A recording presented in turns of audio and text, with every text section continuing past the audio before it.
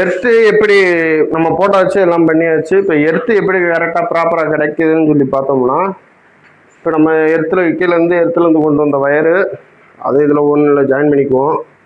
வாங்கி விட்டுற பதிலாக எர்த்தை ஜாயின் பண்ணுறோம். இன்னொன்று ஃபேஸை கொடுக்குறோம். இப்போ ரெண்டையும் கொடுத்துட்டோன்னு வச்சுக்கோங்க, மிஷின் ஓடணும்.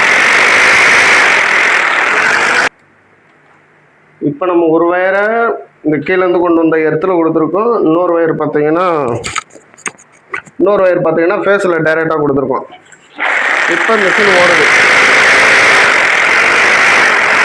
அப்போனா நம்மளுக்கு எர்த்து ப்ராப்பராக கிடைக்குதுன்னு அர்த்தம். லைட் வச்சு செக் பண்ணலாம். நம்ம எல்இடி லைட் ஆகி போச்சு, அது சும்மா லைட்டாக இண்டக்ஷன் வந்தாலே எரியும். அதனால இது ஒரு 1500 வாட்ஸ் ட்ரில்லிங் மிஷின். இதில் நம்ம ஓட்டி பார்த்தாலே தெரிஞ்சிடும் எர்த்து எவ்வளோ ப்ராப்பராக கிடைக்குது. இப்போ நம்ம எர்த்து தூக்கி இந்த நார்மலாக எர்த்து ஒயரிங் பண்ணியிருப்பாங்க, அதில் நம்ம கொடுத்துட்டாலே போதும், எர்த்து எல்லா பக்கமும் சப்ளை ஆகிக்கும்.